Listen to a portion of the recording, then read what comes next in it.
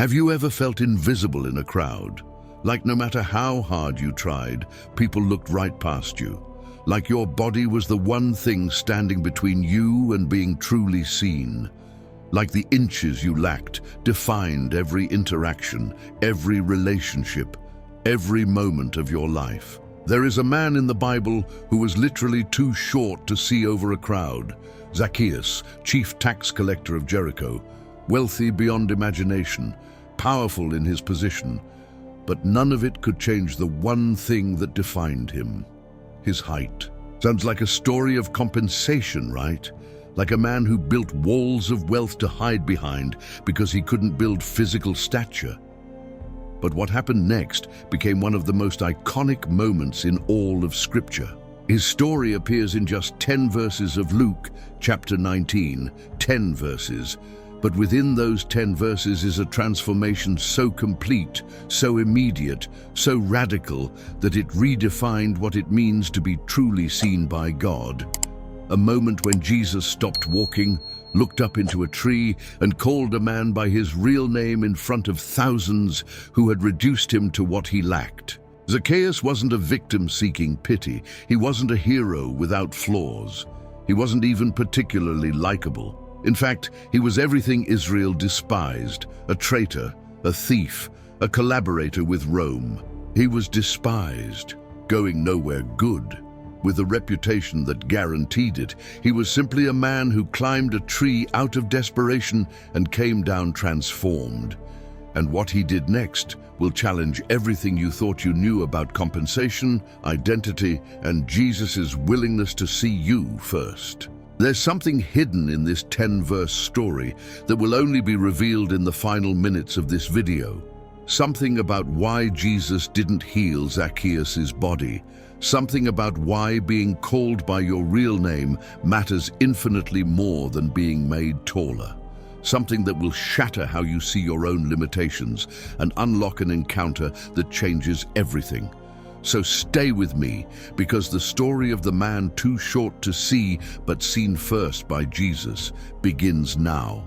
To understand Zacchaeus, we need to go back to the city of Jericho, to one of the wealthiest trade routes in all of Israel, where money flowed like water and corruption was currency.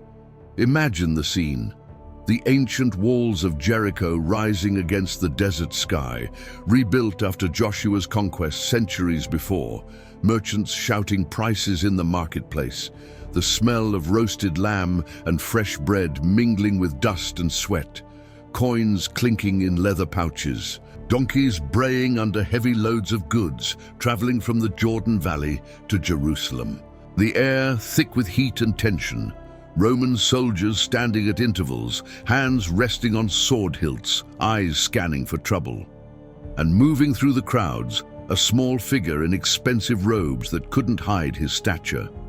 Zacchaeus, the chief tax collector.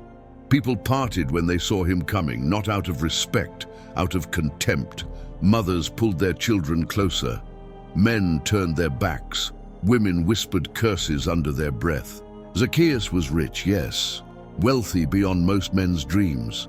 He lived in the finest house in Jericho, ate the best food, wore clothes that announced his status. But none of it could change the fact that he was too short to see over a crowd.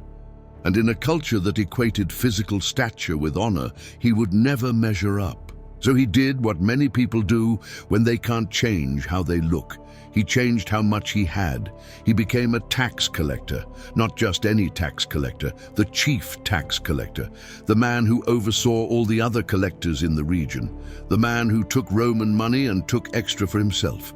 He couldn't be tall, but he could be wealthy. He couldn't command respect, but he could command fear. He couldn't make people look up to him physically, so he made them bow financially. And everyone hated him for it. The word they used wasn't just dislike, it was deeper: traitor, thief, collaborator with Rome, a Jew who sold out his own people for silver. Zacchaeus had heard it all, every insult, every curse, every whispered accusation. And somewhere deep inside, beneath the expensive clothes and the piles of coins, he knew they were right. But then something happened. that would change everything. Word spread through Jericho like wildfire. Jesus of Nazareth was coming through the city, the prophet, the healer, the rabbi who ate with sinners and touched lepers and made the blind see. Everyone was talking about him. The crowds were already gathering along the main road, thousands of people pressing in, hoping to catch a glimpse, maybe hear a word, perhaps witness a miracle. And Zacchaeus wanted to see him too, not to mock, not to assess, but something deeper, something desperate, because Zacchaeus had heard the stories. Jesus didn't seem to care about the same things other people cared about. He didn't care about status or wealth or reputation. Maybe, just maybe, he wouldn't care about height either. So Zacchaeus did something he had never done before. He left his house, left his security, and walked into the crowd of people who hated him. Luke, chapter 19, verse 3, records it plainly. He wanted to see who Jesus was, but because he was short, he could not see over the crowd. Can you imagine that moment? A wealthy man, a powerful man, pushing through masses of people who despised him, trying to catch a glimpse of a traveling preacher. And he couldn't see, not because he lacked resources, but because he lacked inches. The crowd pressed tighter, shoulders blocked his view, elbows shoved him back. No one moved aside for him, no one made room. They saw him trying to see, and they closed ranks tighter. Zacchaeus was invisible in his own city, surrounded by people yet utterly alone, wealthy beyond measure yet unable to buy the one thing he desperately wanted, a clear view, a moment of connection, a chance to be seen. What would you do in that situation? Would you give up? Go home to your comfortable house and convince yourself it didn't matter? Would you use your wealth and position to force your way through? Zacchaeus did something else, something that would become one of the most memorable images in the entire New Testament.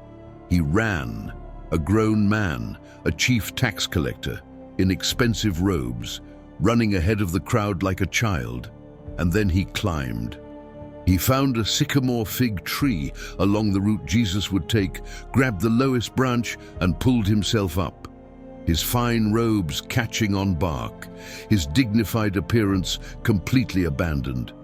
Perched in a tree like a boy, trying to see a parade. People saw him up there, and they laughed, some pointed, some mocked. Look at the tax collector, they said. Look at the traitor in a tree, so desperate, so pathetic, even his money can't make him tall enough. But Zacchaeus stayed there, gripping the branch with white knuckles, his expensive robe torn at the shoulder, heart pounding, breath shallow, sweat on his forehead despite the shade, waiting, hoping, desperate to see the one person who might see him differently. Before we continue, if this story is stirring something inside you, if you're beginning to see yourself in Zacchaeus' desperate climb, take a moment to like this video and subscribe to the channel. Because what happens next will reveal something powerful about how Jesus sees us when everyone else looks away. And you'll want more stories like this, stories of real biblical characters, flawed people, and a God who sees beyond what the world values. And then came the moment that would change Zacchaeus' life forever.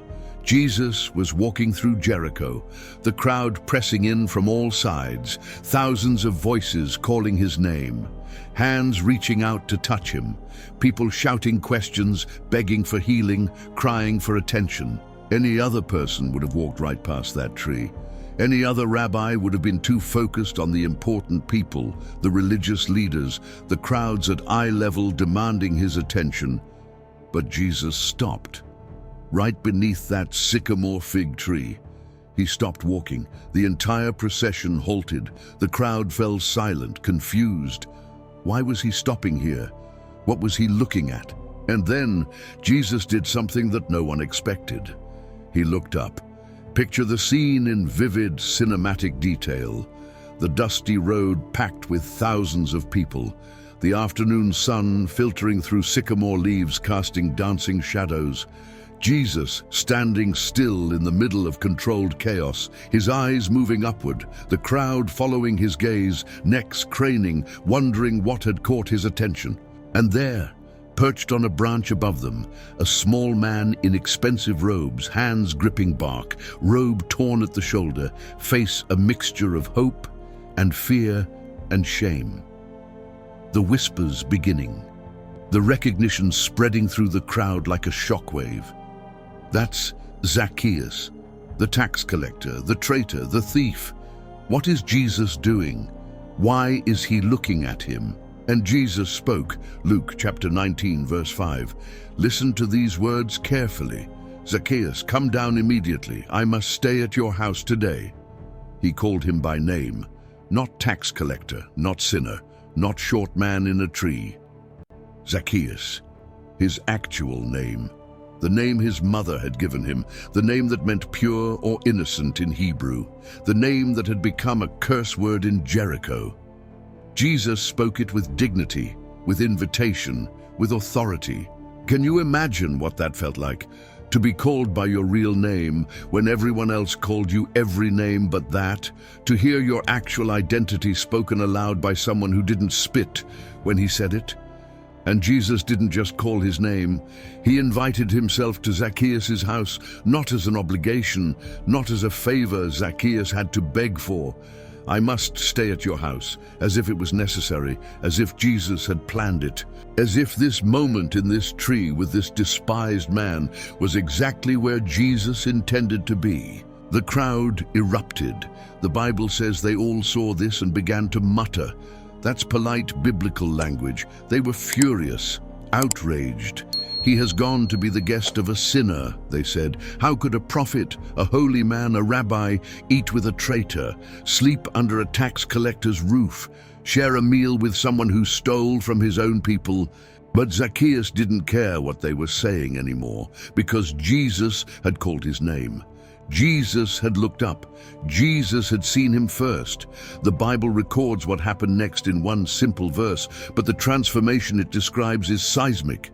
Verse 8, but Zacchaeus stood up and said to the Lord, Look, Lord, here and now I give half of my possessions to the poor, and if I have cheated anybody out of anything, I will pay back 4 times the amount. No one forced him. Jesus didn't demand it. There was no negotiation, no conditions. Zacchaeus simply stood up and announced a complete revolution of his entire life. Half of everything he owned, gone, given to the poor. And anything he had stolen, which was probably most of his wealth, paid back 4 times over. By Jewish law, you only had to pay back what you stole plus 20%. Zacchaeus was going above and beyond any requirement. He was dismantling his entire identity. The wealth he had built to compensate for his height, the power he had accumulated to make people notice him, all of it released in a moment, not because Jesus demanded it, but because Jesus called his name, because someone finally saw him, not as a tax collector, not as a short man, not as a traitor or a thief, but as Zacchaeus, pure, innocent, valuable, worthy of being called by name. And here's what most people miss about this story. Jesus didn't heal Zacchaeus' body. He didn't make him taller. He didn't change his physical appearance at all. What he did was far more profound. He changed how Zacchaeus saw himself. And when you change how you see yourself in light of how Jesus sees you, everything else changes too. Zacchaeus was no longer the man trying to compensate for what he lacked. Now he was the man who had been seen, called, chosen, not because he climbed high enough, but because Jesus looked up. And Jesus spoke words over Zacchaeus that echo through the centuries to reach you today. Verse 9. Today, salvation has come to this house because this man too is a son of Abraham. This man too. Not despite being short, not despite being a tax collector, not despite being despised by everyone. This man too, he belongs. He is included. He is a son of Abraham, part of the covenant, part of the promise, part of the family. And then Jesus spoke the mission statement that explains why he stopped under that tree. Verse 10, for the Son of Man came to seek and to save the lost. Came to seek, not came to wait, not came to be found. Came to seek. Active voice, intentional, purposeful. Jesus is the seeker, we are the sought. Zacchaeus wasn't just a short man in a tree.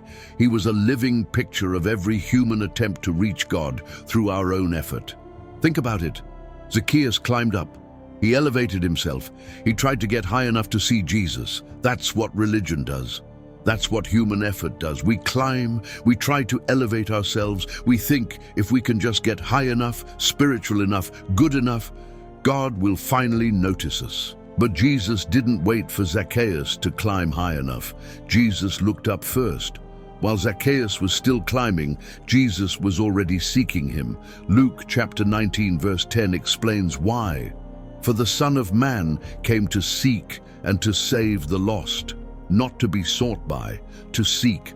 Jesus came as the seeker. We are the sought. We're the ones climbing desperately, trying to position ourselves to see him. And all the while, he's the one looking for us. This is the difference between every religion on earth and the gospel of Jesus Christ. Every religion says climb higher. Buddhism says climb. Hinduism says climb. Islam says climb. Even religious Christianity says climb. Be better. Do more. Reach higher. Maybe then God will notice you, but Jesus says, I'm already looking up. I'm already seeking you. I'm already calling your name. Stop climbing. Come down. Let me in. Zacchaeus thought he was the one searching for Jesus, but Jesus was searching for him first. That's the gospel. God seeks us while we're still climbing. God calls our name while we're still trying to be good enough to deserve it. God invites himself into our lives while we're still thinking we need to earn the invitation. And that means if you're exhausted from climbing, if you're tired of trying to be spiritual enough, good enough, worthy enough to be noticed by God, Jesus has a message for you. Stop climbing. I'm already here. I see you. I know your name. Come down. So what do we learn from Zacchaeus?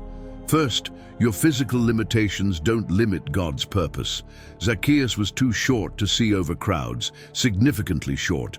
In a culture where height meant honor, he measured up physically to no one.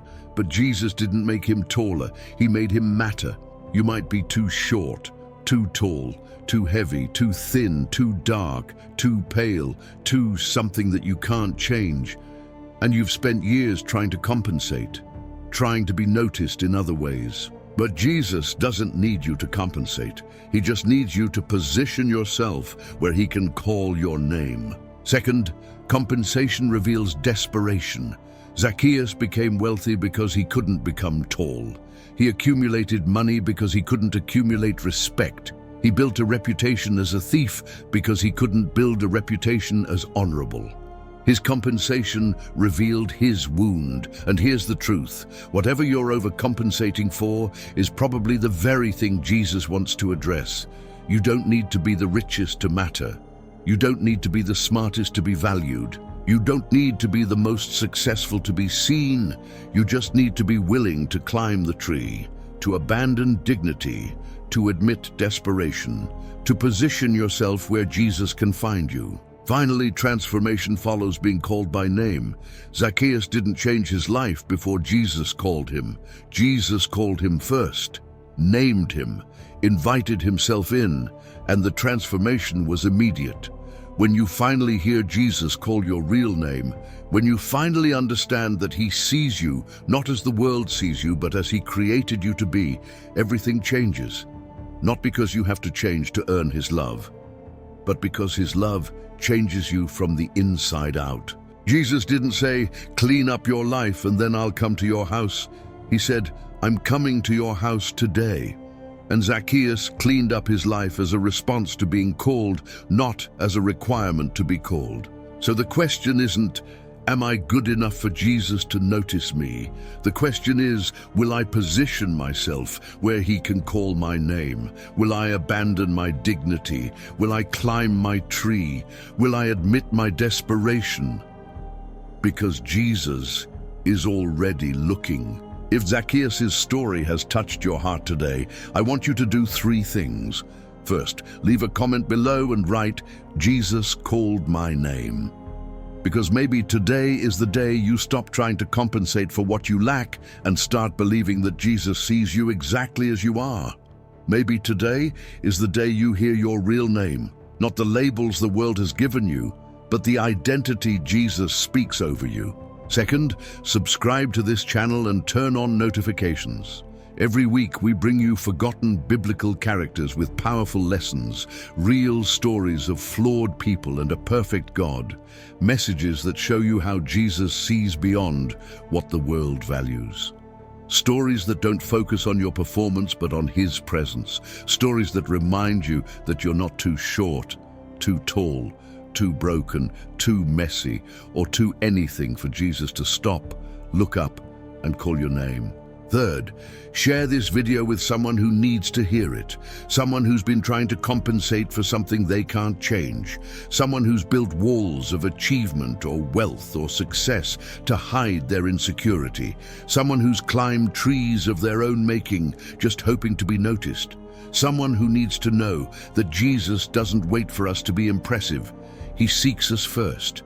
He calls us by name. He invites Himself into our lives not because we've earned it, but because that's who He is. Because this isn't just a story from 2,000 years ago about a short tax collector in a tree. This is a story about you. This is about every person who's ever felt too small, too overlooked, too despised to matter. This is the gospel. Jesus came to seek and to save the lost. And that means you. Zacchaeus started as a man trying to compensate for what he couldn't change. He became wealthy to hide his insecurity. He accumulated power to mask his pain. He built a reputation as a thief because he couldn't build a reputation as honorable. And he ended up alone in a crowd, invisible despite his wealth, unseen despite his status. But then Jesus stopped. Jesus looked up. Jesus called his name. And in that moment, everything changed.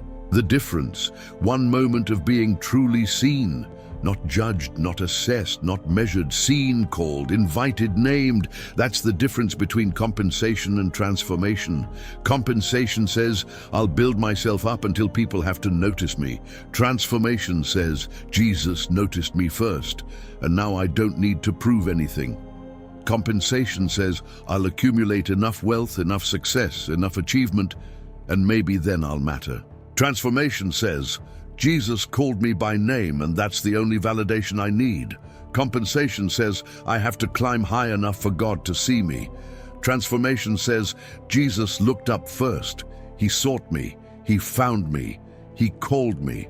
2,000 years have passed since Zacchaeus climbed that sycamore fig tree in Jericho, but the message echoes unchanged to reach you today. You don't have to be tall enough. You don't have to be successful enough. You don't have to be impressive enough.